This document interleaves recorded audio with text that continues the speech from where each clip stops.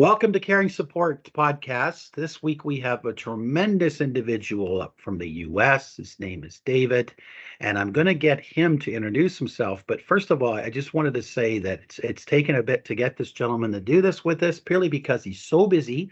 He's got so much going on, but it's really great to see you, Dave, yet again. And I'm hoping that we can do a masterful job of letting our audience know the amazing things that you're doing every day in healthcare.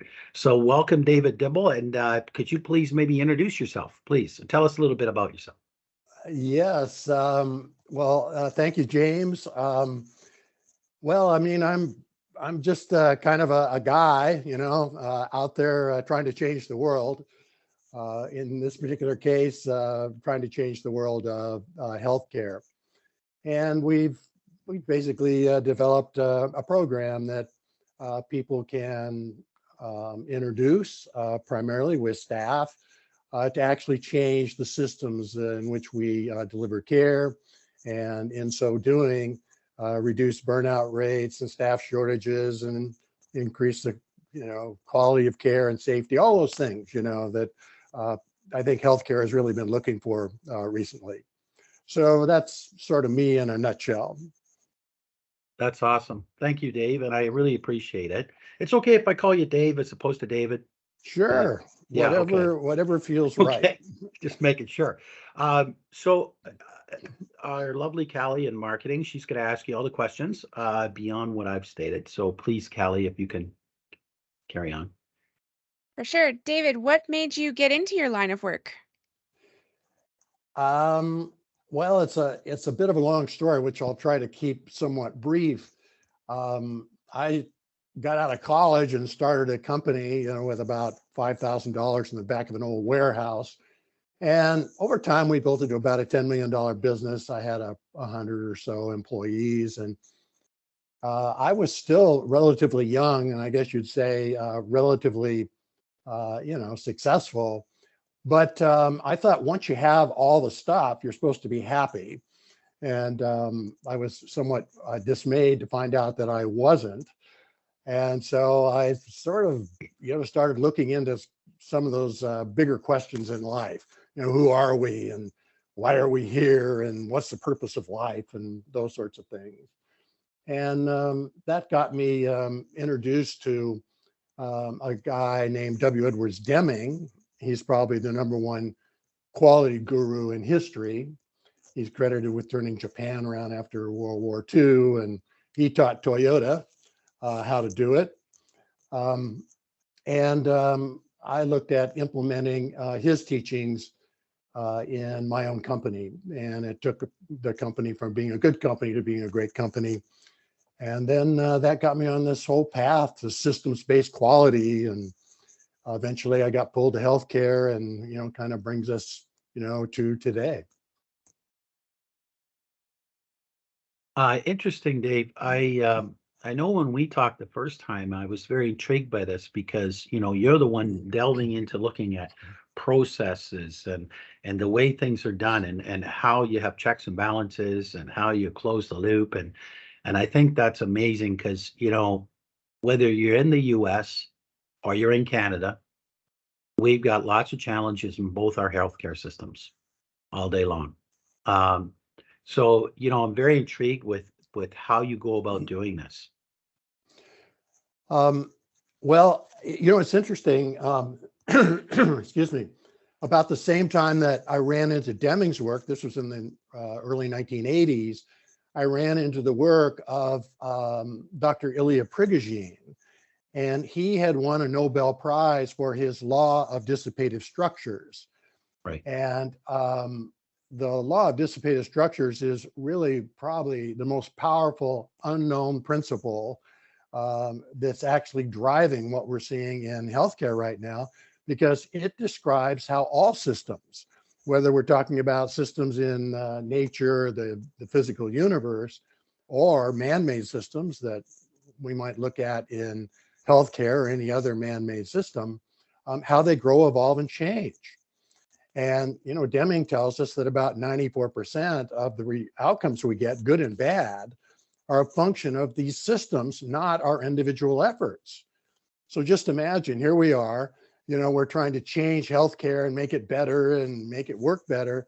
But, we tend to focus on trying to change the people rather than change the systems, which are actually producing the vast majority of the outcomes. So Prigogine's work basically becomes an afterburner. I mean, it's just an accelerator of Deming's work. And so now we've got a way to really accelerate the change process by sort of combining Prigogine's work and the law of dissipative structures with Deming's work with basically improving quality and safety and those types of things. Interesting. Yeah, I'm looking forward to more. Callie, please. So you came up with the 3D problem solving. So can you tell us a little bit about that and how this method was developed? Well, going back to kind of the work with Deming and Prigogine, and then there was actually another really amazing individual that I ran into around this time. This was a little bit later, but his name was Don Miguel Ruiz. And he wrote a book called The Four Agreements, which became an international bestseller. I think he's probably sold 5 million copies by now. But I was very fortunate to actually work with him for about 8 years. And he was working in the area of personal transformation. And so I learned a ton about personal transformation that could also be integrated into this new model, which we ended up calling 3D problem solving. And so then it was kind of a mashup of Don Miguel's work, Prigogine's work, and Deming's work, which all together became 3D problem solving. And the big thing with 3D problem solving is we can implement it and sustain it in healthcare.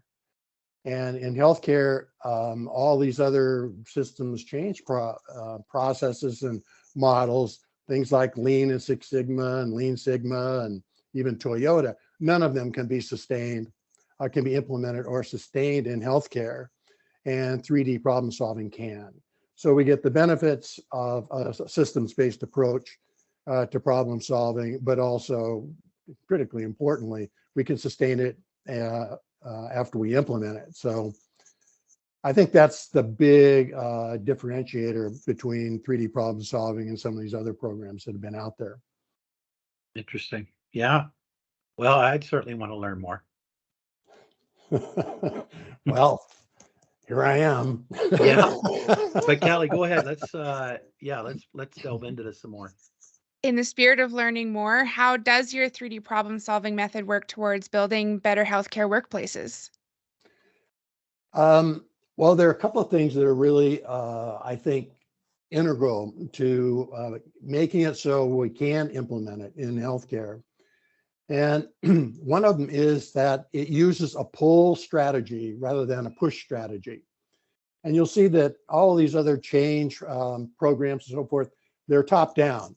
So, someone up in the C-suite says, oh my gosh, our next shiny object is coming down the road and we need to do this. And so basically it's pushed down through the organization and sort of dumped in the laps of staff and told, do this. And of course, we know what happens when you push people. You tend to get pushback. And so one of the things that we did early on in putting the model together was make sure we were using a pull strategy. So we basically take it to staff and we say, hey, it's 100% voluntary. Only people who want to do it can do it. We never push anybody. Nobody's ever ordered to do anything. So because it's all voluntary, it's only real, change agents, people who really want to make a difference in healthcare, who are drawn to it. And they basically come in and they become a part of the process because they want to. And of course, early on, they find, oh my gosh, this is really, it's fun, it's inspiring, and we actually can create the systems change that everybody is really looking for. And so they get to experience success. And so the program then grows organically just through word of mouth, where successes are kind of, spread into other departments and that sort of thing, both across and up and down the organization. And so we don't have that other problem of, okay, we are now going to push it down into your department or into another area which might not be open to it. Yeah. What I like about that, the push and pull concept is you definitely get better buy-in and adoption. And you get people who, they make it their own. And, it's funny. It's kind of like our philosophy in caring support is to everybody to contribute to what we're trying to accomplish and make it their own, rather than just tell people this is what we want done. We want their creativity to come through because it's important to have that. But yeah, no, I agree with you, David. I think your approach to this is excellent. Yeah, I think there's a big difference too between buy-in and ownership. When you're top down, you're trying to get buy-in. And when you think about buy-in, you're trying to sell something and get someone to buy it. Exactly. And of course, there are a lot of people that, don't like being sold to. However, if you can create a space where people can create genuine ownership. So for instance, with 3D problem solving, this becomes the way that people solve problems. It becomes the way that they lead and they manage. A problem comes up. Think about leadership and management. It's almost all problem solving.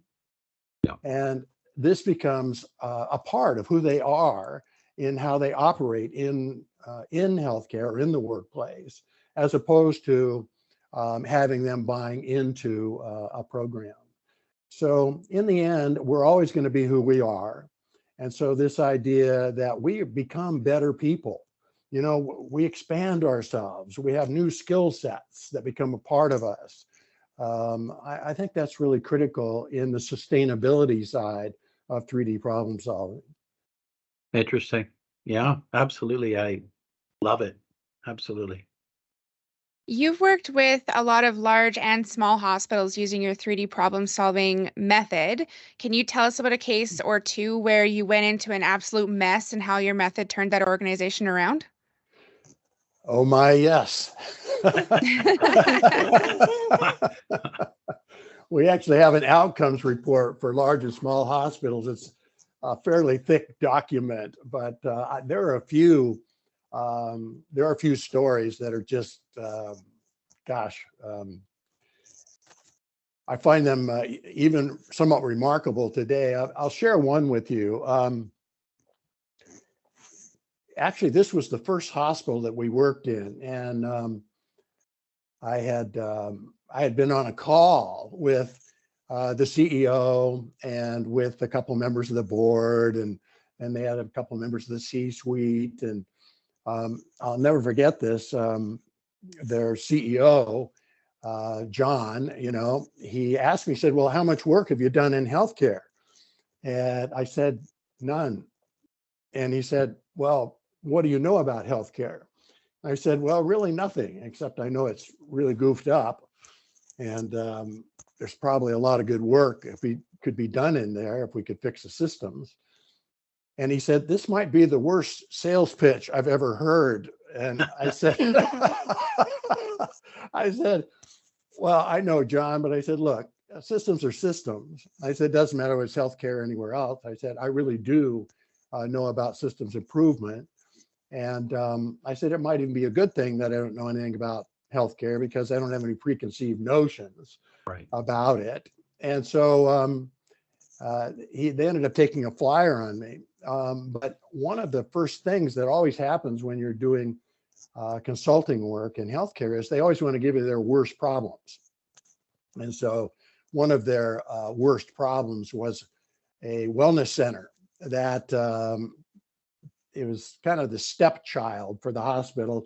It was about a couple miles away from the main hospital, and it had been really one of their worst departments, so to speak, for probably close to a decade. The year before, out of 272 similar facilities nationwide, they had been ranked number 272 by Press Ganey in customer satisfaction or patient Wow. satisfaction. I mean, do you know how hard it is to be last out of 272? I mean, it's almost impossible, but they did it. And so they sent me down to, work with the director down there and try and straighten this place out. And so I was talking to the director and I said, look, we can probably, I have no doubt we can straighten this place out. But I told him, I said, the opportunity for you is not really in straightening the place out. If you want to, I'll train you in 3D problem solving and you will become an excellent leader and manager and problem solver. And I said, you can move up in the organization out of that if you want to. So he said, yeah, he'd like to do that. And he was an incredible student who later became the CEO of the hospital, I might add. But anyway, the long and the short of the wellness center story is that in 1 year, actually, a little less than 1 year, they moved from number 272 dead last to the 96th percentile with Press Ganey in patient satisfaction in 1 year. I mean, it's really pretty remarkable. I'm not sure it's ever been done, but we had no data to support that. Amazing. Wow. Well, clearly it makes a big impact. That's a great story. Thank you for sharing that, David. It's appreciated. Oh, you're welcome. Yeah. Go ahead, You've also Kelly. worked with an organization where you took their nurse turnover rate from 27% to under 5% in under 3 years. And you also raised their healthcare graduate hire rates by 66%. How did you do that? Well, we just went in and did the systems work. People don't really understand that, everything in healthcare is systems and subsystems, all the way from the C-suite, to the person, that's sweeping the floors at night. And 94% of the outcomes that we get, good and bad, are a function of those systems and subsystems. So when we look at, let's talk about turnover rates for nurses. Those turnover rates, good or bad, are a function of these systems, which are invisible to the people that work in them. They don't even know they exist. Right. Sadly, most of them think they do, which of course they don't, because no one can know what the systems look like unless you make them visible, including me, and I'm a systems thinker. But the only way you can make them visible is to take the people that work in the system and basically pull that information out of them and put it up, we call it on the wall, where you can see it. And that's what 3D problem solving does. It takes that information from the people that actually work in the systems, and we get it up where we can see it. And then we condense it down into the critical 20% of the systems that are producing 80% of the problems we want to solve. But going back to for a minute to nurse turnover, the vast majority of turnover, whether it's healthcare or any other workplace, are for two primary reasons. One is bad management and bad supervision. And the interesting thing about bad management and bad supervision, most of that is caused by bad systems. Managers, they become bad managers when they're working in bad systems. The second one is, let's talk about nurses, for instance. If you're working in bad recruitment and retention systems, including bad care delivery systems, you're not going to feel good working there, and you're not going to be successful. And of course, what's that going to do? It's going to drive you out of that job, just like it's doing in healthcare in general right now. And so we went in and we were working in nursing, one of the places we were working. And so we were fixing systems in nursing. And so all of a sudden, people are getting happier because they're providing better care, they're feeling better about their jobs and that sort of thing. And at the same time, I was working with the CNO on their both retention systems for their nurses, and also in their recruitment systems for their nurses. So we basically fixed those and improved those. And the next thing you know, we were getting, 66% more recruits, new recruits coming from the nursing school in the community.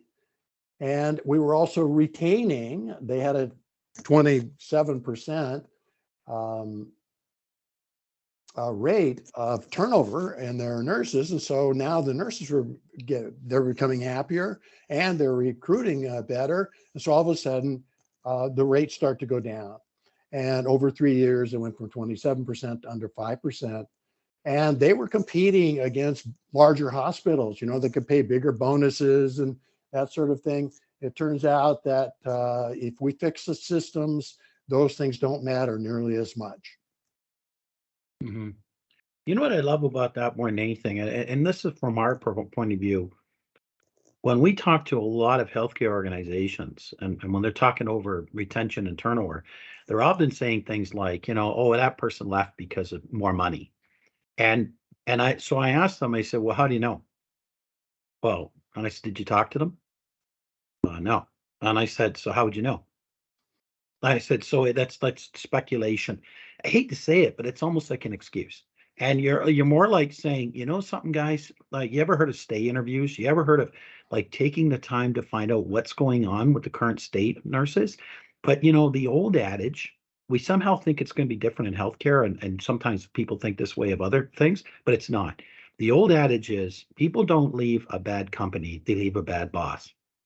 They leave, and whether it's the systems or the leadership, doesn't have the emotional intelligence and other things to be able to create an environment where it feels conducive to people feeling like they can flourish, grow, achieve, and what's so important, that they're heard, respected, listened to, and people respond accordingly.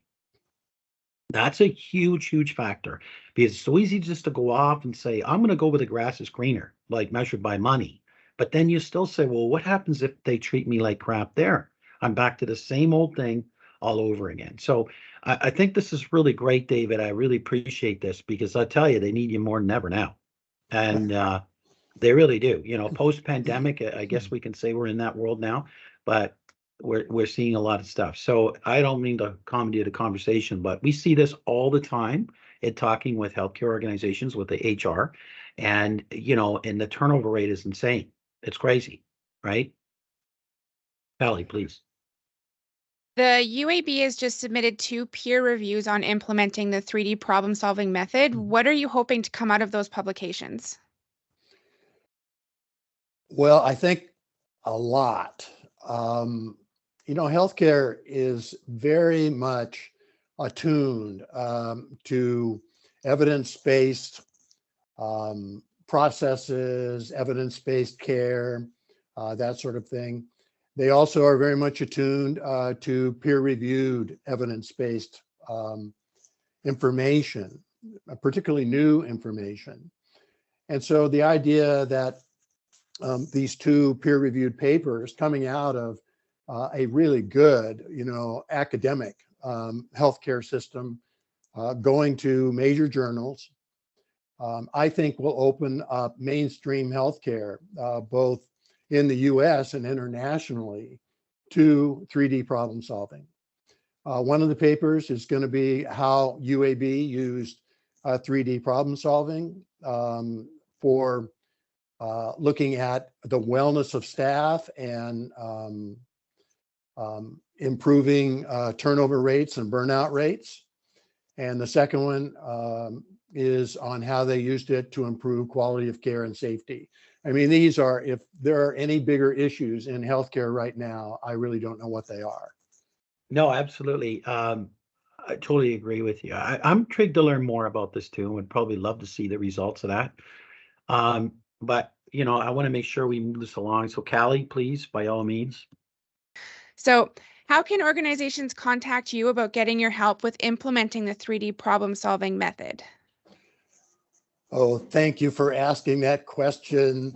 Probably the best way is you can go to our website. It's thenewagreements.com. Also, you can go to daviddibble.com. And there's all kinds of information on there, both on 3D problem solving, and also you can contact me through the website. I'm also available at daviddibble.com. And then I am actually very active on LinkedIn. I seem to be very fortunate in creating kind of a tribe of kindred spirits working in healthcare who really do want to make a difference in healthcare. And we've got, some graduates out of our, 3D problem solving facilitator certification program, which my hope is we can scale that program into healthcare in a way where we really can turn healthcare around and start solving some of these, these problems, particularly, coming out of the pandemic. Mm-hmm. Interesting. Yeah. And thanks for sharing all that, David, because, I mean, this is how we connect was on LinkedIn. We're very active on there, both of us. But, I've seen a lot of that stuff around it. People really respect and appreciate the work that you're doing, which is really amazing. Good for you. Thank you. Oh, thank you so much. But it's working with people like you. I mean, I really love what you're doing out there. And I've said, I am going to figure out a way, to help you take, your work and your message out into the world too, because, healthcare needs that. Yeah, well, we'll be in the U.S. soon enough. That would be a good place to start. We, I think what's really great about caring support is it's no really any one person. It's a group of people unified together to make a difference. It's purpose driven, and it's not, oh, this is all about the money or this. No, it's about us making a difference in healthcare. So yeah, I appreciate what you're saying, and we are still relatively, well, not really new per se. It's just as we continue to grow and get more and more successful and bring more things into more features. We're working on an immigration channel this year.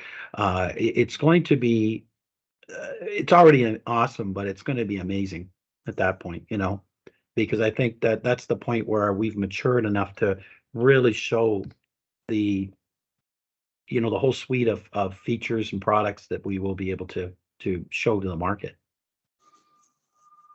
Before we kind of close things up today, is there anything else that you would like to tell us about? I think I'd like to say that I believe that we are entering what I would call interesting times.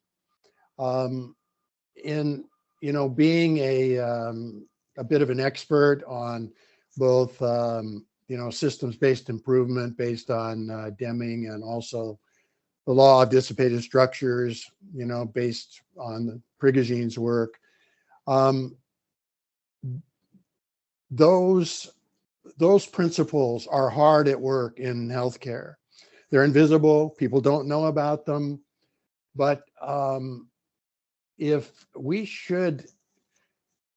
think we're coming up on a time where we're going to have to start making some really difficult choices, new choices to go different directions in healthcare, particularly at the leadership and management level, because everything that has been going on in healthcare over the last 30 years plus have been taking us down in essentially the wrong road. And that wrong road has stressed the systems to the point of breaking. And we're already seeing what Prigogine calls reorder. That's the breakdown of these systems, that unless we get in there and repair these systems, which can only be done by staff, particularly at the care delivery level, these systems are going to come apart, and they're going to take staff and patients down with them.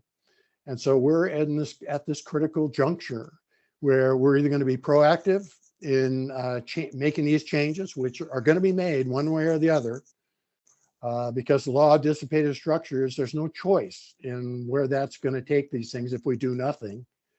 Right. I just think we're reaching that almost a tipping point where, you know, we got to get busy doing our real work in the world, which is changing these systems and setting ourselves up, and staff and patients, for success. Excellent. Yeah, I couldn't agree more. And you know, whether it's a for-profit model or in Canada, I'll call it socialized medicine, they all have problems and they're all down to the processes. And there's a lot of great people working in healthcare, great people who are caught up in these systems and processes. And they very often don't know what to do about it or are not in a position to do something about it. You know what I mean? So, Yeah, well, James, the problem in healthcare is global. It yeah, makes no difference whether it's for profit or it's nonprofit or whatever the system is. The care delivery systems are at the breaking point, regardless of whether it's the US, Canada, Australia, Europe. Look, all you have to do is just look at what's happening to staff. They are burning out en masse all over the yeah, world. yeah, And that is a function of these systems. So, you know, I hear people say, "Oh, yeah, well, it's probably worse in the U.S. than in some of the other systems," but it doesn't change the fact that it's in all systems where Western medicine is being practiced. And I would just say, look, we can't, you know, try and make it about just us. You know, it's not just about the US or the Canadian system. It's about patients worldwide. You know, we don't fix these systems. It's going to be staff and patients and communities that are going to suffer. exactly. Yeah. Well said. Thank you, David. Appreciate the wonderful, insightful comments and feedback on this. It's amazing. Oh, thank you, James, and thank you, Carly. It's just it's been a pleasure, you know, to spend some time with you, and I look forward to working with you in the future as we make a real difference in healthcare. Absolutely. Callie, go ahead. I think that's about all we've got for you today, David. It's been really nice having you on the podcast. And I think I can speak for James and our entire team when I say we look forward to what the future has for everybody here and for the healthcare system. So thank you very much for taking time out of your very busy schedule to be with us. And we're looking forward to working with you again in the future.